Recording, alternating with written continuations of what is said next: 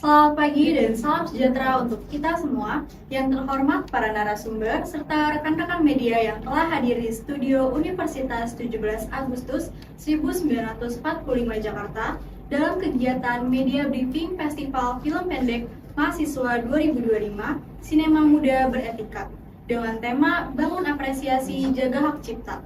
Perkenalkan, saya Ranti sebagai MC yang akan memandu jalannya kegiatan Media Briefing pada hari ini. Media Briefing ini diselenggarakan sebagai bentuk komitmen kampus dalam membangun dan meningkatkan citra Universitas 17 Agustus 1945 Jakarta sebagai lembaga pendidikan yang aktif mendukung kreativitas mahasiswa, sekaligus menumbuhkan kesadaran tentang pentingnya etika dan hak cipta dalam berkarya. Kegiatan ini juga menjadi respon terhadap meningkatnya fenomena plagiarisme di kalangan mahasiswa, khususnya dalam karya film.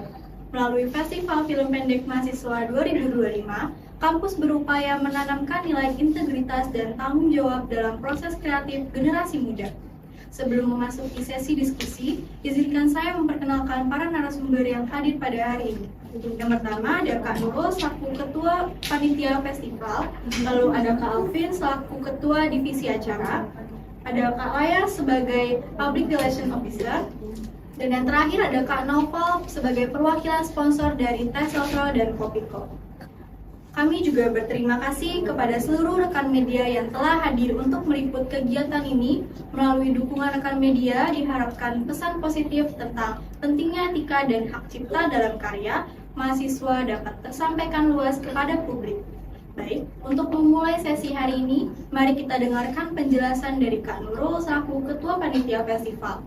Kak Nurul dapat dijelaskan bagaimana latar belakang diadakannya festival ini? Ya baik, terima kasih Kak Ranti. Jadi festival ini tuh berangkat dari keprihatinan terhadap maraknya pelanggaran hak cipta dan plagiarisme dalam karya mahasiswa. Kami ingin menciptakan wadah yang tidak hanya menampilkan karya kreatif saja, tapi juga menanamkan nilai kejujuran, originalitas, dan tanggung jawab dalam proses pembuatan sebuah film. Melalui festival ini juga kami berharap mahasiswa semakin sadar bahwa karya yang bernilai tinggi bukan hanya yang menarik secara visual saja, tetapi juga lahir dari ide dan usaha sendiri. Baik, terima kasih Kak Nurul untuk jawaban yang sangat inspiratif. Artinya festival ini tidak hanya sebatas ajang kompetisi, tetapi juga memiliki nilai edukatif dan moral yang kuat.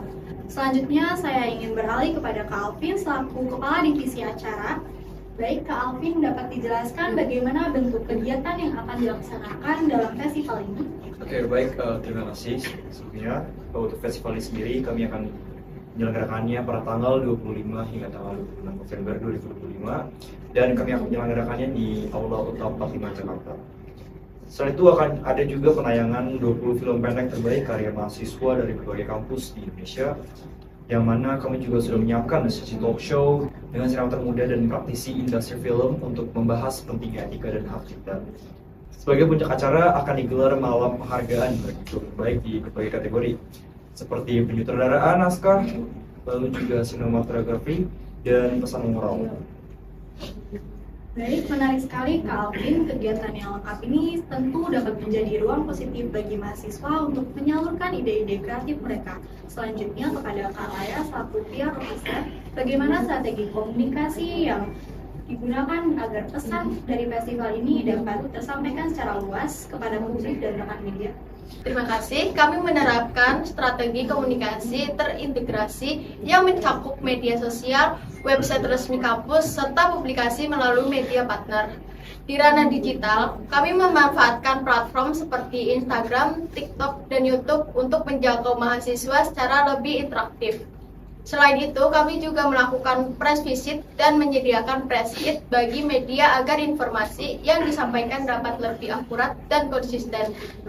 Melalui strategi ini, kami berharap citra kampus Universitas 17 Agustus 1945 Jakarta semakin dikenal sebagai kampus yang berkomitmen pada etika, kreativitas, dan inovasi mahasiswa. Terima kasih.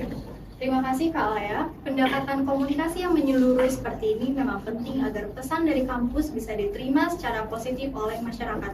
Sekarang kita akan beralih kepada Kak Novel selaku sponsor dari Tesosro dan Kopiko. Kak Novel, apa alasan pihak sponsor mendukung kegiatan ini?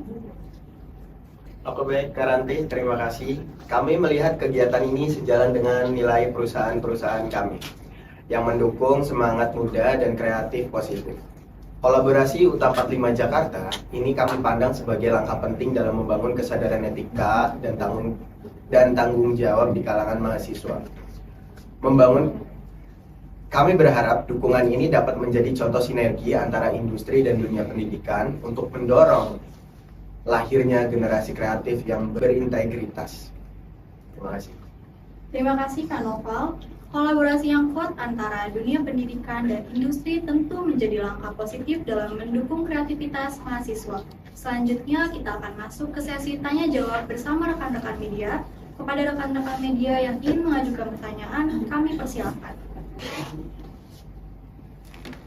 Selamat pagi semuanya. Sebelumnya perkenalkan, saya Siti dari Kompas Kampus. Melihat semakin maraknya kasus plagiarisme di kalangan mahasiswa, bagaimana panitia memastikan bahwa film yang ditayangkan benar-benar karya orisinal peserta? Terima kasih. Izinkan saya menjawab pertanyaannya.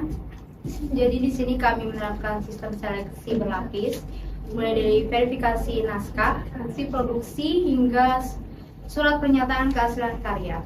Selain itu juga kami melakukan pengecekan menggunakan perangkat lunak seperti deteksi plagiarisme untuk memastikan setiap film ini benar-benar orisinal. Seperti itu.